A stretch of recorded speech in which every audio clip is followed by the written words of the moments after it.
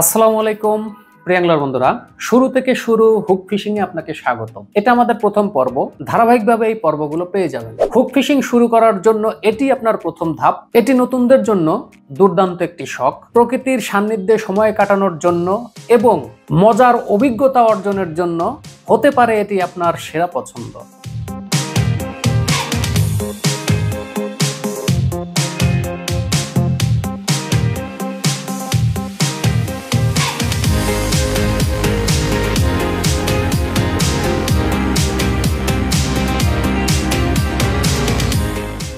আজকের ভিডিওতে আমরা হুক ফিশিং এর মৌলিক ধারণা এবং কিভাবে শুরু করবেন তা নিয়ে আলোচনা করব। তো আপনারা দেখছেন hook fishing video and review channel, আর আমি আছি ওমর ফারুক। তো চলুন শুরু করা যাক।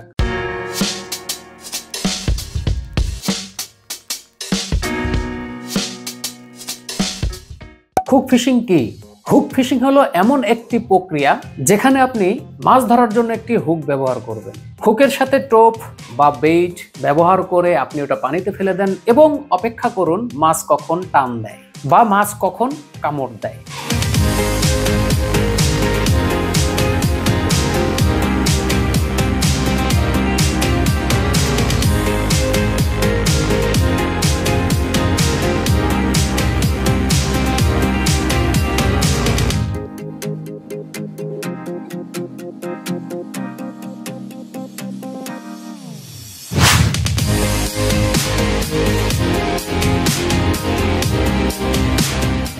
এটি শেখা সহজ এবং নতুনদের জন্য চমৎকার একটা উপায়। হুক ফিশিং শেখার জন্য আপনার কিছু সরঞ্জাম দরকার।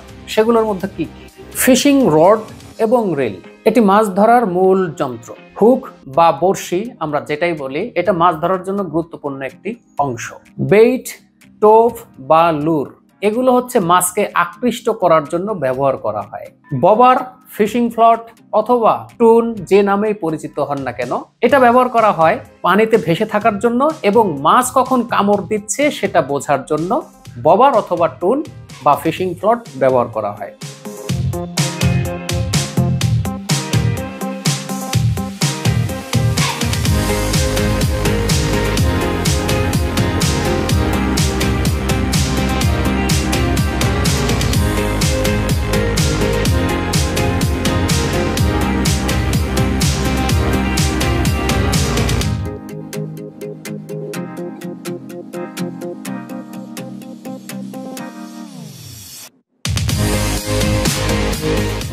সিঙ্কার অথবা ভাড়া, যে যাই বলেন, এটা ব্যবহার করা হয় হুক দ্রুত পানিতে ডোবানোর জন্য। সুইভেল লাইনের পাক বা টুইস্ট প্রতিরোধ করে। এই জিনিসগুলো ফিশিং এর জন্য একটি মৌলিক যন্ত্রাংশ, যা আমাদের মাছ ধরতে গেলে এই যন্ত্রাংশগুলো আমাদের অবশ্যই থাকতে হবে, তবেই আমরা মাছ ধরতে পারবো।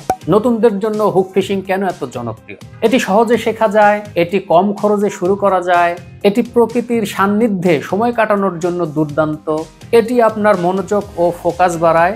সবচেয়ে বড় কথা হলো এটি আপনাকে নতুন দক্ষতা শেখার পাশাপাশি প্রচুর আনন্দ দেবে।